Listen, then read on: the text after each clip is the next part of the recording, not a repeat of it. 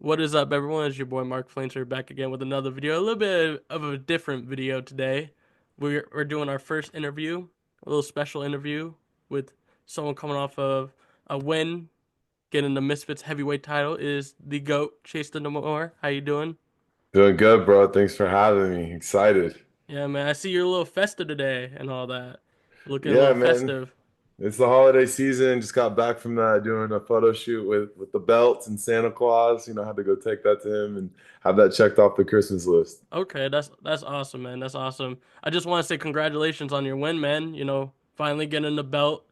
About time. It should have been last year, but Man, things man. happen for a reason, man. Trust. Do you know what it is? I talked about this before in one of my post-fight interviews, and I was saying that, as upset as I was last year about how that fight went with Temple Arts, even though I still believe to this day that I won that fight. Hmm. Um, I think timing is everything, and I feel like where I was at last year, I wasn't ready to be the champ yet. I think like it comes with more than just the title. The title comes with a lot. It Hmm. comes with in influencer boxing in particular comes with promotion, having like a track record, having things to stand behind. I think last year it is what it is with the fight with Tempo, but since then we fought Minicon, we fought Hmm. a pro, we fought Kelz, we had a fight taken away from us. We're supposed to fight Nick Nack, and Yeah. we're out Wasn't again that the this week. August And card, like on in Miami? yeah, so yeah, we had signed the contract, agreed, and they just delayed the announcement of that until about 4 days before the fight, and then they told us that the fight was off. So it was Oh, really upsetting. So yeah. No, I get you. I heard something that you were supposed to be on that card, and then they just never announced it. So that's what yeah, I was thinking. So yeah, we're gonna start with, like you said, you faced a pro this year, and we're seeing you start to lean towards like the pro route more. Not taking on technically your second pro, but it's really not because like your first couple of fights on misses were like in the U.S. So I'm guessing they're pro sanction and stuff like that. So, what's your goal and motivation with the transition to now the pro scene and all that? yeah. So obviously we're taking on our second pro this weekend, and listen, like some of these Misfits fights, I look at they're way harder than these pro fights. These pro fights are just Mm-hmm. on other promotions that go towards your box rec. Unfortunately, I never got like an amateur record. So, my first technically sanctioned fight, if you count social gloves, I mean, I don't really count social gloves as my first fight because, it was 2-minute rounds and 16-ounce gloves. Oh And, yeah. you don't really know how to box. But, my first actual, 4-rounder, 3-minute rounds against Bruckner, that is one of those you find out a little bit that, maybe boxing ain't for you. That was how I had to start my pro career, with the viral miss swing, with the memes and stuff like that. And so the goal now is like we take on these pro fighters, and we stay busy. I want to be out 12 times, 12 to 15 times next year. Similar to Tyson, I want to be out at least once a month, whether it's fighting on misfits or fighting on these smaller promotions. But staying active, staying busy, because in the influencer scene, one fight makes huge differences in experience, and experience is the key in influencer fighting. Mm-hmm. Yeah, man. I love to hear that. You're kind of taking on, I see your buddy Paul Bamba has been doing the same thing. He's gonna fight Yeah. soon, man. Isn't he fighting soon for like a belt and all that? Like Yeah, yeah. Paul Bambley's done a great job. Say what you want about his opponents, but fighting 20 times in a year is I don't care if you're fighting, kids. It's a lot. It's a lot of impact on the brain. You are getting hit. It is a fight. Mentally locking yourself in that many times a year with his 19 knockouts that he's got. Huge credit to him. He's fighting for WBA gold, yeah, which is like kind of interim title. Basically, his mandatory would be whoever the WBC champ for cruiserweight is. So he's setting himself up really nicely. I think he will get a Jake Paul fight out of that. He's young enough. He's got a pro record. He's got a positive record. He's got some clout. I think he might get a Jake Paul fight out of that, and that's what his goal is. And big ups to him. He's going to get paid. He's gonna go down as the number 12th ranked cruiserweight in the United States right now. So that's huge. yeah. And bringing up Paul Bamba and like how close you are with him on his road to being the champion. Seeking big opportunities, including possibly, like you said, a Jake Paul fight. Has that motivated you more since I know you're in the camp with him mostly, from what I know? Has that motivated you more with Yeah. boxing. Yeah, you know, the thing is Paul's always had a good take on boxing, whether people agree with him or not. He's got a good IQ and he understands how the boxing game works, politically and inside fights. And so I think he's done a great job, you know, going out and watching him at, you know, 34, 35 years old, go out there and fight this many times a year, completely turn his record around. People don't even talk about his Chris Avila fight anymore. And I Mm-hmm. mean, you know, that's huge. You know, he's got, you know, 20 wins. That's more than most boxers that are fighting for world championships, and he's fighting for a world championship again. He already has a couple belts, and you know it's motivating to see because you know that's where I got the idea from. It's like, you know, Paul's doing this, and I can see the path that he's taking. You know, he's done it before when he got the fight with Tommy Fury, and you know, I'm kind of just, I'm learning from him. I'm taking notes out of his book. And the way I look at it is like I fought guys like Alan Belcher who are extremely hard, and I fought guys like Tarek Maven who I knocked out in 90 seconds on my first pro card, you know, and Yeah. everything in between. And it's like I look at it in terms of I don't duck hard fights and I don't duck easy fights. So I look at it as I don't duck fights in general. You know, if you want Yeah. smoke, I'm on it. Yeah, I love to hear that. And, right now we're circling back to the Misfits, after defeating Kelz, becoming the Misfits heavyweight champion. What can we expect next? Like, are you gonna be, like you said, you want to fight a bunch next year? So are you gonna fight anyone, or do you think since, this is your first time being on a pay-per-view card, are you gonna like try to look for bigger names, or do you want to just be a defending champion over 2025? Yeah, you know, this is actually our I think it's our second pay-per-view. We fought on the Prime card. Well, this is like first being on the actual like pay per Oh view. yeah, yeah, Yeah, on the that's why actual I was pay-per-view. meaning to say. I know you fought on the Prime card. Yeah, you know, not being on a prelim. Yeah, you know, being on the actual pay-per-view card. It was cool. You know, I was able to bring my character, bring my personality over there. You know, I've developed this great persona of being like a heel, of being like the likable villain. I've done it on reality TV and I've done it in boxing. And I think that, you know, with Kelz was a handful. We Mm-hmm. definitely underestimated his ability, not in terms of boxing, because you know we did beat him by a unanimous decision with a point deduction, which is, you know, Yeah. it's an ass whooping. But you know, he was a big guy, and I know the fight wasn't the most exciting, but you know, I'm a big guy, so you know, I'm fighting against the first time in my career a guy much larger than me, 40 pounds heavier. You know, it really made it hard to put on a good show and show how much I've come along the way in boxing. But at the same time, it kind of goes to like how size, you get away with a lot of stuff with size. And I look at that fight, watching it back, it's like you have to box nearly perfect to win that fight. Otherwise, you know, a punch will put you out. He's a very powerful guy. I have two black eyes right now. It's the first time I've taken damage in a fight. And Mm-hmm. you know, moving forward, I'm going to be busy this year, just getting experience, staying active, staying involved in the community. Because you know, I think the last heavyweight champ was very poorly done. I don't think he promoted at all. I don't think he was a true champion. And I think you know, Anthony Taylor's really good, but I have goals of being the best champion. And I'm now, as Conor McGregor said, red panty night. Everybody wants a shot at me, and I say, you know, pull a ticket.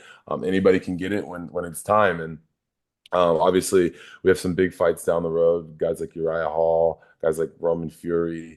You know, these hard fights that people want to see me take. Yeah. You know, I do want to take those fights, but I want to give people a show on those fights. I don't want to take the fight and people be like, "Oh, you're just taking a payday." Like, no, we're going to stay busy on these smaller promotions, fighting guys, getting experience, getting practice, Mm-hmm. getting the record right, and then when it's time for these big shows, you know, you have something to look back on, to learn from, to study, to film. Like, you know, even now we're still studying the fight breakdown from the Kells fight 1 week ago. So, Mm-hmm. you know, little things like that go a long way in the influencer space. That's great to hear that you want to keep active, stay busy in any shape or form, whether it's on the pro cards, smaller cards, or on the Misfits cards. Now, my question for you is, what can we expect from you, like outside the ring, like any scheduled shows, movies you're gonna be a part of in Yeah, 2025 yeah, that you could yeah. I talk to us got about? Yeah, I mean, obviously, like with TV shows, there's a lot of NDAs, but I can share with you that there is another Netflix show coming out that I am a main character in. Awesome. Um, that will be out next year. It's going to bring a lot of hype around myself in particular. People will be very excited for that. I'm currently working on a movie, playing the lead in as well right now. I'm in full-time acting schools. In fact, after I get off this interview with you, I have to go do an audition as well. So we stay pretty busy here in Los Angeles. Mm-hmm. Outside of the social media, outside of the boxing, it's a full-time job. Today we'll film this podcast. We did content with the belt today with Santa Claus, as you can see. I Yeah, still have to I go to did the. see that on Twitter. It's funny, right? Yeah, no, Uh, that was funny. You got him to hold it. yeah, and then we got it boxing practice again today, Mm-hmm. the audition today, and then some more content tonight. So we stay busy throughout the day, and that's the main thing in influencer space. If you don't work hard enough, then somebody else is going to come in and take over. Yeah, yeah, man. I couldn't say it better than yourself, man. Back circling back to when you were talking about being a champion, you want to be the most like entertaining champion, one of the best out of all the weight divisions in Misfits. You brought up the name Tempo Arts because recently he retired. You've seen that. We seen that. Let's say hypothetically he got the urge to fight again, and you were offered a rematch against him. Would you give him that opportunity for that rematch? Do you know what it is? Tempo Arts has been offered multiple times to rematch me. It wasn't just this last time. Are you allowed to Um, share it how many times? Yeah, he was offered 3 times to fight me. He's been offered a total of 3 times to fight me. First time was in January. He got offered to rematch me. He obviously said no. He said his knee was hurt or his shoulder was hurt. I forget what the Mm-hmm. original excuse was.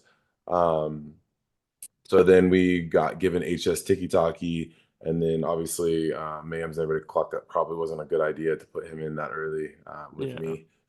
So we got Minicon, and we see what we did to Minicon in that fight. Unfortunately, Minicon had to get the bad end of the stick on that. And then the second time he offered was on the Ben Knights card. He got offered to fight me again. But he said that because I had a warm-up fight against Minicon, he deserved a warm-up fight. So I said, Mm-hmm. okay, that's fair. You can get a warm-up fight. You can fight Ben Knights.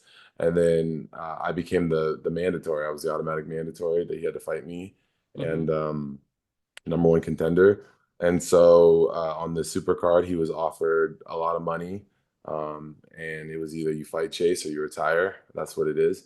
And he chose to retire. And, like at first I was really upset about it because obviously I wanted that back in blood. I had the caption in mind for when I knocked him out and everything. I was going to say appealed, and I Mm-hmm. had like all these great things that I wanted to do. And, um, obviously if your heart's not into boxing anymore, then it's a dangerous sport. You get in there, you could die, you could lose your life. And I give credit to him. He came in, he got a title, he defended it, and he got out before he suffered brain damage. And honestly, like I was gonna kill that kid anyway. So Yeah. big ups to him for getting out of there with his chin held high. And I think if he decided to get the itch and come back to answer your question, I would need to see him to fight some other people. And as Izzy Adesanya said, he's got to do the hard yards. Now you Mm-hmm. got to do the hard. I did the hard yards. I had to sit and listen to Gary and the PBA and all these people for over a year talk about that ridiculous bullshit that you won on the prime card.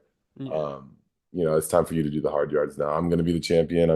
I'm going to be a great champion. I am the heavyweight guy, so it's like everybody looks at the heavyweight guy like, what is he doing? And it kind of just it trickles down from there. So that's the focus right now. Yeah. I got one more question. It's a very interesting one to me because with a bunch of the small creators on the Twitter scene and all that, you've seen them everywhere. You've seen them everywhere in the UK and the US side.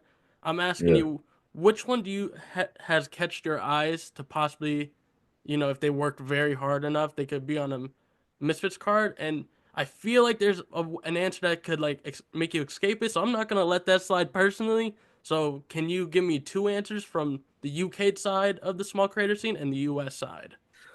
Yeah, when you look at it in terms of like who's going to be a good addition to influencer boxing, it's not just your boxing ability. It's how good are you at promoting? How hard are you willing to work? Um, how good is your boxing ability? And what is your platform? Is it something that, if given the opportunity, can you build off of it? I know a lot of people would be like, oh, Chase, Bad Boy Beeman, box Bad Boy. It's like the thing I look at with Bad Boy is he's an older guy, he's Mm-hmm. in his mid 30s, he doesn't need to be boxing kids. He's a Call of Duty streamer, I think, doesn't have Yeah. like a really big audience. I think he's a lovely guy. I've sparred with him. I think he's a great boxer, but I think in terms of in the influencer space, it just the risk reward factor of that, you're not going to get paid to fight Mm-hmm. him for one, and for two, if you do lose, because it is a heavyweight fight, anything could happen. You're basically handing the belt over to somebody that nobody's really going to understand. It could be really damaging for the scene. So, Yeah. um, if I had to pick somebody off the top of my head from the American side, I really like Yazzie. I don't know if you know Yazzie Yaze from boxing? I know that guy. Yazzie Boxing. I think I've seen him box before. He came out to the G7 tryouts. Mm-hmm. So I think he's really good for the space. I think if he develops enough, he can make a name for himself. Obviously, Most Wanted kind of killed the small creators and misfits, so he's gonna have to work his way up a little bit. But Yeah. yeah, he's really good. And then from the UK side, I really like Yan. I don't know if you know Mm-hmm. Yan, the Yeah, I South know who Bobby Yan guy. is. Yeah. I think Yan could do a lot in the space if he decided to box. You know what I mean? So Mm-hmm. those are my two picks as far as small creators go. Well, we got like a couple minutes right now, so do you have like a message to the fans, for what's coming to the future of next year? Yeah, we got some really exciting fights in the works. Having a meeting with Mams Taylor. We just talked about the road now, being the champion. Everybody's gonna come. We say let them come.